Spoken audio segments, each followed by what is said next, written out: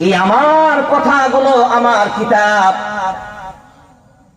এই আমানতটা যখন আমি আসমানকে দিতে গেলাম, আসমানকে বললাম এটা রেখে দাও, এইটা তুমি নাও।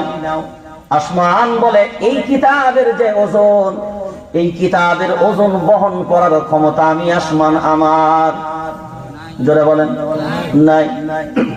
এখন আপনার মনে মনে হবে এই কিতাবটার ওজন কত? যদি একে দুনিয়ার পাল্লায় আপনারা কি ওজন হবে কত? 1.5 কিলো। কয় কিলো? জোরে বলেন। 1.5 কিলো। এবার বলেন এই কিতাবের ওজনটা 1.5 কিলো ওজন আসমান বহন করার ক্ষমতা রাখে না। অথচ এত বিশাল চন্দ্র, নক্ষত্র, গ্রহ, গ্যালাক্সি, সূর্য সব কিছুই কিন্তু এই আসমান বহন করে রাখে।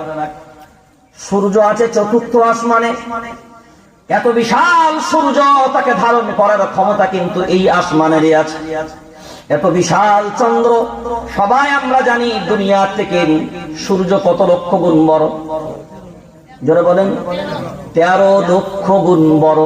এই সংখ্যাটা মুখে বলাটা সহজ, কিন্তু 13 লক্ষ গুণ বড় এই কথাটা যদি একবার বিবেচনা করে গবেষণা করি, তাহলে বুঝতে হবে এই দুনিয়ার থেকে যদি 13 লক্ষ গুণ বড় হয়, তার ওজনটা কত হবে, তার ভারীটা কত হবে, আয়তনটা কত হবে।